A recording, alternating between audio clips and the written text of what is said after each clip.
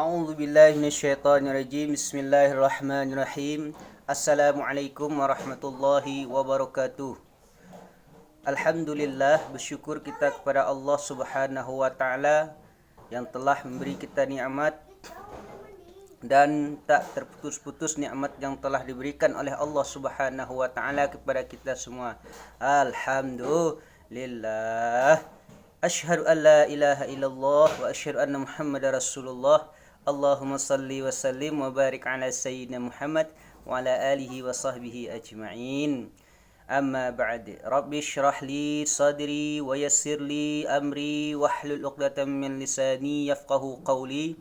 Allahumma zidna ilma warzuqna fahma. Allahumma iftah alaina abwaab rahmatik. Ya arhamar rahimin, ya arhamar rahimin, ya arhamar rahimin. Walhamdulillahi rabbil alamin.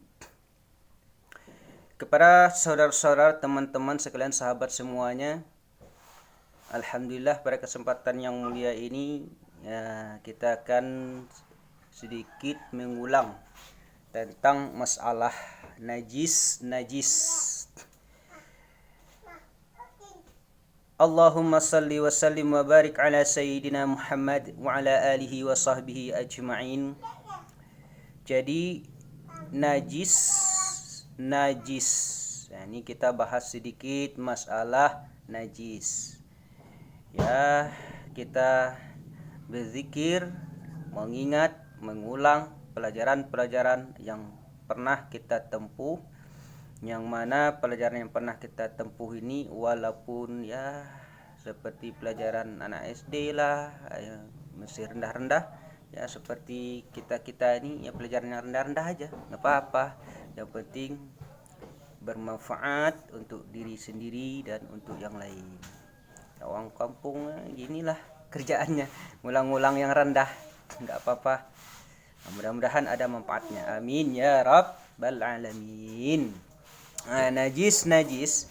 Arti najis ialah sesuatu yang kotor, yang tidak sah sembahyang yang menanggungnya.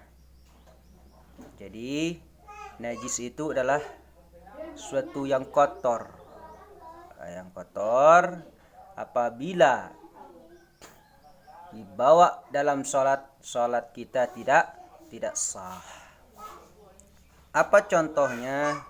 Seperti kencing, tai manusia, tai binatang, darah, nanah, bangkai lalat, dan sebagainya.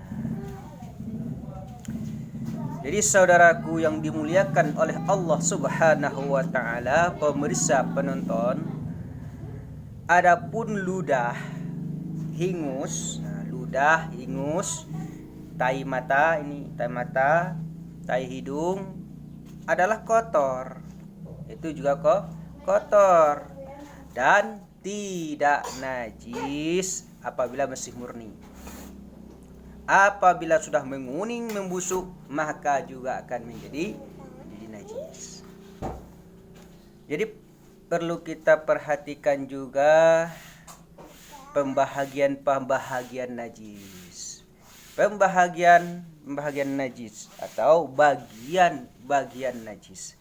Jadi saudaraku yang dicintai oleh Allah Subhanahu wa taala, najis itu terbagi 3. Najis ada 3. Satu adalah najis ringan. Najis ringan, yaitu najis ringannya itu kencing anak laki-laki yang di bawah umurnya yang di bawah 2 tahun, yang hanya minum susu saja. Ini najis ringan. Terus bagaimana cara untuk menyucikannya? Ini udah tahu nih kita najis nih. Ini kencing dia, anak yang umurnya di bawah 2 tahun yang hanya minum susu saja, kencing. Cara membersihkannya, cara menyucikannya ialah dengan mempercikkan air ke tempat najis itu merata. Merata. Itu caranya. Nah, setelah merata,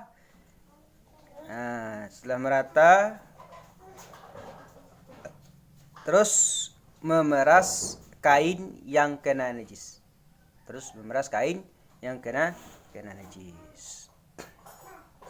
Nah, ini air kencing dipercikkan. Ambil.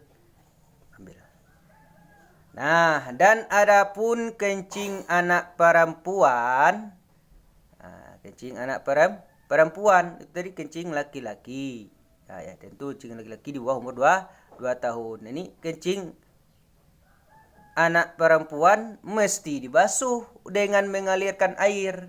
Umpamanya ada kencing perempuan, anak perempuan yang kecil tuh, nah, kemudian kita ambil dulu, lap dulu airnya itu, ainnya ataupun benda, kalau ada airnya itu diambil dulu, dilap. Nah, setelah dilap barulah kita siram dengan mengalir, kemudian dilap lagi, kemudian mengalirkan lagi, kemudian dilap lagi.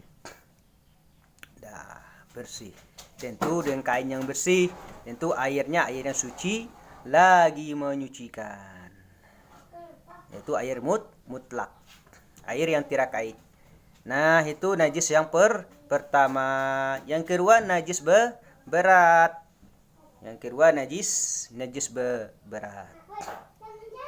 Dan yaitu najis anjing dan babi.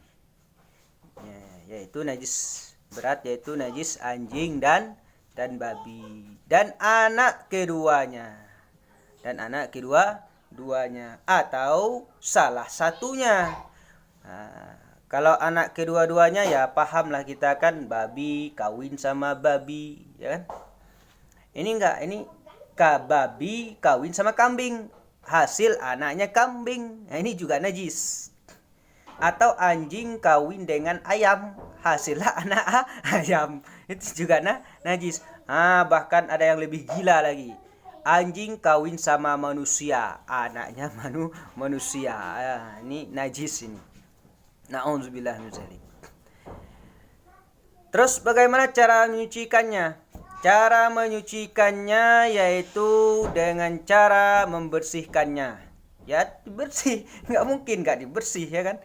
Masa cara mencucikannya dibiarin ini gitu, nggak mungkin juga kan. Jadi dibersihkan yaitu dengan membasuhnya 7 kali.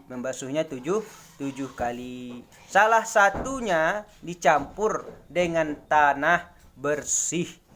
Jadi umpamanya kena ini tangan kita, setelah tangan kita ini kena dijilat oleh anjing umpamanya kan. Nah, karena ini najis, sudah najis berat nih, dijilat oleh anjing. Kita basuhkan 7 kali, ya benar, 7 kali. 6 kali dengan air yang suci lagi menyucikan, yaitu air mutlak. Nah, 1 dicucikan semua, cucikan sampai 6 kali. Dah 1 kali yang terakhirnya, atau ambil yang pertamanya tadi dengan tanah, ataupun terakhir disucikan dengan air tersebut telah dicampur dengan tanah. Nah, inilah baru suci. Ada yang lebih gampang, umpamanya kita nih di kebun-kebun nih, kita kan orang kampung nih kan, kerja di sawit-sawit gini, kerja di kebun karet ya. Nah, terus ada najis babi, kadang diinjak lah kita tainya itu kan. Terus sering tuh kita ketemu di kebun tuh ada tai babi, ada tai anjing kan, diinjak. Wah, ini terus kita kan punya sungai di sini, sungai ini sungai besar lagi kan. Nah, nggak usah repot-repot. Kalau sungai itu airnya keruh, wah ketat sekali keruhnya, cebur aja dalam tuh, udah hilang semua najisnya. Alhamdulillah, Allah tuh sangat mudah, nggak mempersulitkan kita. Nah, jadi gitu cara menyucikan najis berat. Nah, kemudian yang ketiga, najis pertengahan. Najis pertengahan, dan yaitu selain dari najis ringan dan berat. Najis pertengahan, ya, selain dari najis ringan dan berat. Maka termasuklah darah, nanah, kencing, dan tai manusia, dan binatang, bangkai, dan minuman yang memabukkan, dan susu hewan yang tak halal dimakan, dan susu hewan yang tak halal dimakan, seperti susu ujang, harimau, susu harimau. Terus bagaimana cara kita menyucikan najis pertengahan? Cara menyucikan najis pertengahan, ya kita sucikan, nggak mungkin dibiarin, ya kan? Jadi kita sucikan, kita bersihkan, yaitu ialah dengan menyiramkan air hingga hilang benda najis itu, baik hilang itu pada warnanya dan baunya. Yang pertama, apabila kita melihat najis pertengahan ini, umpamanya seperti nanah, ya. Umpamanya seperti nanah. Jadi kita lihat, oh ini najis pertengahan. Kita ambil dulu benda lainnya, kita ambil dulu.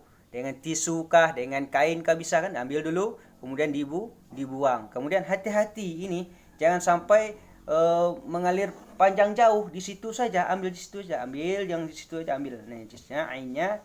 Setelah kita ambil, kemudian setelah kita ambil, kita apa lagi? Kemudian kita basuhkan, ngalirkan air hingga tidak ada warnanya lagi, tidak ada baunya lagi. Tentu dengan air yang suci, lagi menyucikan air mutlak. Air mutlak kan banyak tuh, ada berapa tuh? Ada 7 yang tidak ada kait. Air hujan, air sungai, air sumur, ya, dan lain sebagainya, ya.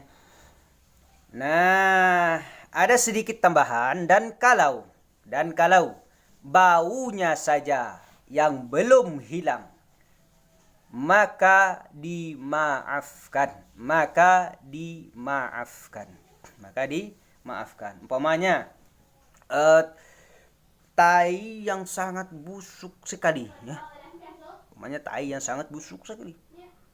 Udah kita cuci, dibros lagi kan, disikat gitu kan, enggak juga hilang. Gimana ini? Ya dimaafkan.